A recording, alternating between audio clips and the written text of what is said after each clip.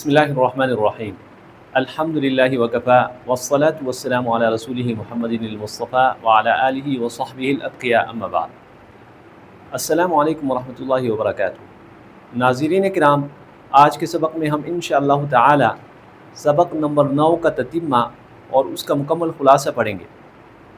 ये जो बोर्ड में आप हज़रात के सामने 3 आयतें लिखी हुई है, इन आयतों में हम इंशाअल्लाह ताला अमली तौर पर हुरूफ़ मद्दा की मशक़ करेंगे।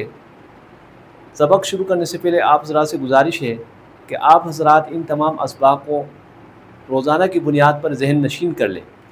इंशाअल्लाह ताला जब ये तमाम असबाब मुकम्मल हो जाएंगे तो हम कुरान मजीद में से आधा सिपारा या 1 सिपारा आपको प्रैक्टिकल नाज़रा की सूरत में पढ़ाएंगे। उस वक्त हम इन कवायद की तरफ सिर्फ़ इशारा करेंगे। अगर आप हज़रात ने इन कवायद को अभी से अज़बर किया और इनका मफ़हूम और मतलब समझने की कोशिश की तो इंशाअल्लाह ताला जब हम नाज़रा शुरू करेंगे तो आपके लिए नाज़रा के अंदर इन तमाम असबाब को लगाना और इन तमाम असबाब की अमली मशक़ करना आपके लिए आसान हो जाएगा। और दूसरी गुजारिश ये है कि ये तमाम असबाब अगर आप हज़रात को पसंद आए तो आप हज़रात सवाब की नीयत से इन तमाम असबाब को शेयर भी फरमाएँ। और इन असबाब में हमारे साथ मुस्तक़िल जुड़ने के लिए हमारे पेज को लाइक कीजिए, फॉलो कीजिए। अल्लाह जल्ल शानुहू आप तमाम हज़रात को जज़ाए खैर अता फ़रमाए और इस नेक काम में हिस्सेदार बनने की तौफ़ीक अता फ़रमाए। तो आगाज़ करते हैं। सबसे पहली बात हमने ये बताई थी कि हुरूफ़ मद्दा 3 हैं, अलिफ़ मद्दा, वाव मद्दा, या मद्दा। अलिफ़ मद्दा कहते हैं अलिफ़ से पहले किसी हरफ के ऊपर ज़बर हो। जैसे कि देखिए यहाँ पर अलिफ़ है और इससे पहले हाँ के ऊपर ज़बर है। बाज़ हज़रात इसकी तारीफ़ यूँ करते हैं कि अलिफ़ साकिन हो और उससे पहले किसी हरफ पर ज़बर हो। ये तारीफ़ सही नहीं है। इस तारीफ़ की सूरत में एक इश्काल लाजिम आता है। कुरान में बाज़ ऐसी जगह हैं जहाँ पर अलिफ़ साकिन होता है और इससे पहले किसी हरफ के ऊपर ज़बर होता है, लेकिन वहाँ पर वो अलिफ़ मद्दा नहीं होता। तो लिहाजा इसकी तारीफ़ आप यूँ करेंगे कि अलिफ़ से पहले किसी हरफ के ऊपर ज़बर हो। अब देखिए यहाँ पर अलिफ़ से पहले ख्वा के ऊपर ज़बर है तो ये अलिफ़ मद्दा है। अब ये अलिफ़ है और उससे पहले नून के ऊपर ज़बर है तो ये अलिफ़ मद्दा है। दोनों अलिफ़ मद्दा है। तो इसके पढ़ने का तरीका ये है कि हमज़ा ज़बर आ, ख्वा अलिफ़ ज़बर ख्वा, अख्वा, नून अलिफ़ ज़बर ना, अख्वाना, वक़फ़न, अख्वाना। वक़फ़न यानी वक़फ़ करते हुए भी हम इसको अखाना ही पढ़ेंगे। इसी तरह देखिए काफ वाव पेश कू, नून वाव पेश नू, कूनू। अब ये वाव मद्दा है, वाव साकिन है और इससे पहले काफ के ऊपर पेश है। वाव साकिन हो और उससे पहले किसी हरफ के ऊपर पेश हो तो उसे वाव मद्दा कहते हैं। तो इसी तरह ये भी वाव मद्दा है, वाव साकिन है और नून के ऊपर पेश है। तो अब ये दोनों हुरूफ़ मद्दा है, इन दोनों को एक अलिफ की मिक़दार में खींच कर पढ़ेंगे। कूनू, आगे वक़फ़ कूनू। अब इसमें जब वक़फ़ करेंगे तो इसमें कोई तब्दीली नहीं आएगी क्योंकि हुरूफ़ मद्दा आखिर में आ रहे हैं तो लिहाजा वक़फ़ में कोई तब्दीली नहीं आएगी। इसी तरह देखिए जीम ज़बर जा, आइन ज़बर आ, जा, लाम ज़बर ला, जाअला, नून या ज़ेर नी, जाअलनी, वक़फ़न, जाअलनी। अब देखिए यहाँ पर आखिर में या मद्दा है। या मद्दा इस तरीके से है कि या साकिन है और इससे पहले लाम के और इससे पहले नून के नीचे ज़ेर है। तो या साकिन जहाँ भी आए और उससे पहले किसी भी हरफ के नीचे ज़ेर हो तो उसे या मद्दा कहते हैं। तो या मद्दा को भी एक अलिफ की मिक़दार में खींचेंगे। जाअलनी, वक़फ़न, जाअलनी। देखिए इसमें मैंने वक़फ़ में भी जाअलनी पढ़ा क्योंकि कलमे के आखिर में हुरूफ़ मद्दा में से या आ रहा है, या मद्दा आ रहा है। तो अगर हुरूफ़ मद्दा में से कुछ भी आए तो वक़फ़ में अपने हाल पे बरकरार रहेगा। ठीक है जी। अब इन तमाम कलिमात में हम वक़फ़ की सूरत में एक अलिफ की मिक़दार में मद करेंगे।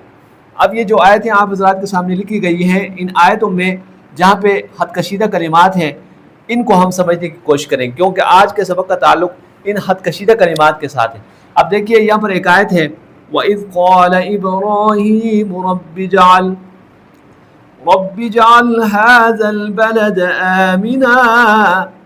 अब देखिए मैंने यहाँ पर वक़फ़ में आमिना पढ़ा। ये एक मुस्तकिल कायदा है, इंशाअल्लाह ताला ये तनवीन के बाब में आपके सामने आ जाएगी, लेकिन फ़िलहाल यहाँ पर मैंने इसको अलिफ़ मद्दा के साथ वक़फ़ किया। तो सिर्फ़ आज के लिए इतना ही समझ लीजिए کہ جب کسی کلمے کے آخر میں دو زبر آئیں گے تو وقف کی صورت میں ایک زبر الف مدہ سے تبدیل ہو جائے گا. تو اب یہ دو زبر تھے، اب میں نے یہاں پر وقف کیا تو اب اس کو میں نے آمینن وقف نہیں کروں گا، تو میں کیا پڑھوں گا آمینہ، تو میں نے اس کو آمینہ پڑھا. اب دیکھیے میں اس کو آگے پڑھتا ہوں.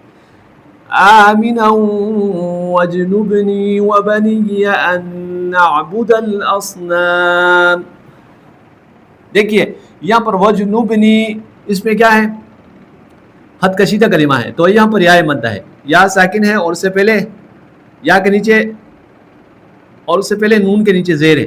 اب اگر میں یہاں پر وقف کروں گا آمنا وجنبنی، جب وقف کروں گا تو وجنبنی اس کو اپنے حال پہ رکھوں گا، کوئی تبدیلی نہیں کروں گا.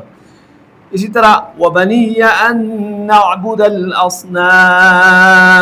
اب اس میں جب میں وقف کروں گا تو اس میں الف مدہ ہے. دیکھیے الف سے پہلے نون ہے، اس پر زبر ہے، تو یہ الف مدہ ہے. ہم نے ایک دوسرا قاعدہ پڑھا تھا کہ اگر حروف مدہ میں سے کوئی ہو اور اس کے بعد وقف کی صورت میں جزم آ رہا ہو تو اب وہاں پر الف مدہ میں 3 الف کی مقدار میں وقف کریں گے. اب دیکھیے یہاں پر الف مدہ ہے، اس کے بعد میم کا اور زبر ہے. جب کسی حرف کے اوپر زبر ہو تو وقف کی صورت میں اس زبر کو جزم بنانا ضروری ہوتا ہے. تو ہم نے یہاں پر جب وقف کیا تو اب یہ زبر کی جگہ یہاں پر جزم آئے گا، اصنام ہوگا. کیا ہوگا؟ اصنام. تو اب الف مدہ کے بعد وقف میں جزم آ رہا ہے تو اس میں 3 الف کی مقدار مت کریں گے. ان نعبد الاصنام، اس طرح وقف کریں گے. اب دوسری آیت میں دیکھیے وَآتَاكُم مِّن كُلِّ مَا سَأَلْتُمُوهُ. اب دیکھیے یہاں پر جو ما ہے یہ الف مدہ ہے، الف سے پہلے میم کے اوپر زبر ہے، الف مدہ. اگر یہاں پر میں وقف کروں گا وَآتَاكُم مِّن كُلِّ مَا، تو وقف میں بھی ما پڑھوں گا. اب جب ما پڑھوں گا تو اب ریپیٹ کروں گا اس کو مِن كُلِّ مَا سَأَلْتُمُوهُ. اب اگر کوئی بندہ درمیان میں وقف کرے تو وقف کا قاعدہ یہ ہے کہ اس کو پھر ریپیٹ کرے گا، یعنی رجوع، یعنی پیچھے والے کسی کلمے سے اس کو ملا کر پڑھے گا. تو یہ ایک مستقل قاعدہ ہے. انشاءاللہ جب ہم آگے جائیں گے تو یہ آپ کو مکمل طریقے سے بتائیں گے، اور کچھ نہ کچھ وقف کے قاعدے میں بھی یہ بات آپ کے سامنے آئی ہے.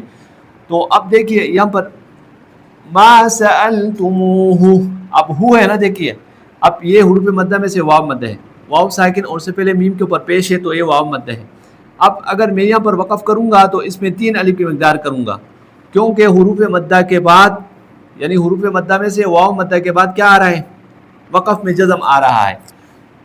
تو یہ یہاں پر جزم آئے گا پیش کی جگہ، کیونکہ کلمے کے آخر میں پڑی حرکات میں سے پیش آ رہا ہے. یہاں پر کلمے کے آخر میں پڑی حرکات میں سے زبر آ رہا تھا تو اس کا قاعدہ یہ ہے کہ اگر زبر آئے، زیر آئے، پیش آئے تو تمام صورتوں میں اس کو ساکن کرنا ہوتا ہے. ساکن کرنے کا مطلب یہ ہوتا ہے اس پر جزم ڈالنا ہوتا ہے. تو وقف میں یہاں پر جزم آئے گا. تو جب جزم آ گیا تو ایک دوسرا قاعدہ یہاں پر پیدا ہو گیا کہ حروف مدہ کے بعد وقف میں جزم آ رہا ہے، تو یہاں پر بھی وقف میں 3 الف کی مقدار مت کریں گے. تیسری آیت میں دیکھیے وَيُضِلُّ اللَّهُ الظَّالِمِينَ وقفا وَيُضِلُّ اللَّهُ الظَّالِمِينَ. اب یہاں پر بھی کیا ہے، یہ دیکھیے یہاں پر لفظ اللہ کا لام ہے اور اس کے اوپر کھڑا زبر ہے. لفظ اللہ اور اللہم کے لام کا ایک مستقل قاعدہ ہے، انشاءاللہ وہ ہم ترتیب بار آپ کو سکھائیں گے. ہم ہر چیز کو ترتیب سے پڑھا رہے ہیں. جو قاعدہ پہلے سیکھنا مفید ہوتا ہے تو ہم اس کو پہلے سکھاتے ہیں. تو انشاءاللہ تعالی اس کا ایک مستقل قاعدہ آپ کے سامنے بیان ہوگا. آج کے سبق میں فی الحال یہ سمجھ لیجئے کہ یہاں پر بھی میں نے دائرہ لگا دیا ہے.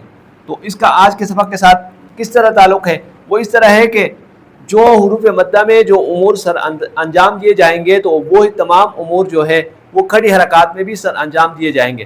میں نے آپ کو پچھلی ویڈیو میں یہ بات بتائی تھی کہ کھڑی حرکات حروف مدہ کے قائم مقام ہے، دونوں کے احکامات تقریباً ایک جیسے ہیں.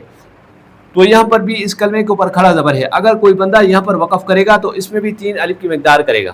کھڑا زبر جو ہے اس میں 1 الف کی مقدار ہوتی ہے، لیکن جس کھڑا زبر کے بعد وقف میں جزم آ رہا ہو تو اس میں بھی کیا کریں گے، 3 الف کی مقدار کریں گے. اب یہاں پر وقف میں جزم کس طرح آ رہا ہے، اگر کوئی بندہ یہاں پر رکے، ویسے تو اس کو ملا کر پڑھتے ہیں لیکن کسی کی سانس ٹوٹ گئی، مثال کے طور پر اس طرح پڑھ رہا تھا وَيُضِلُّ اللَّهُ، اس میں رکا تو اب رکنے کا طریقہ یہ ہے کہ اس میں 3 الف کی مقدار میں مت کرے گا.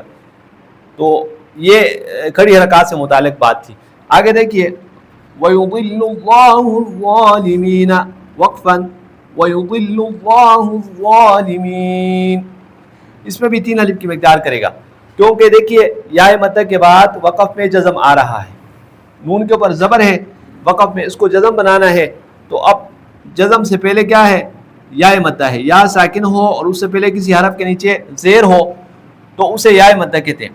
اب یا مدہ کے بعد وقف میں جزم آ رہا ہے، کیونکہ یہاں پر زبر کی جگہ ہم وقف میں جزم لائیں گے، زبر کو ہٹائیں گے. ٹھیک ہے، جس طرح یہاں پر آپ نے پیش کو ہٹایا تھا، یہاں پر زبر کو ہٹایا تھا، تو اس طریقے سے وقف میں یہاں پر جزم آئے گا.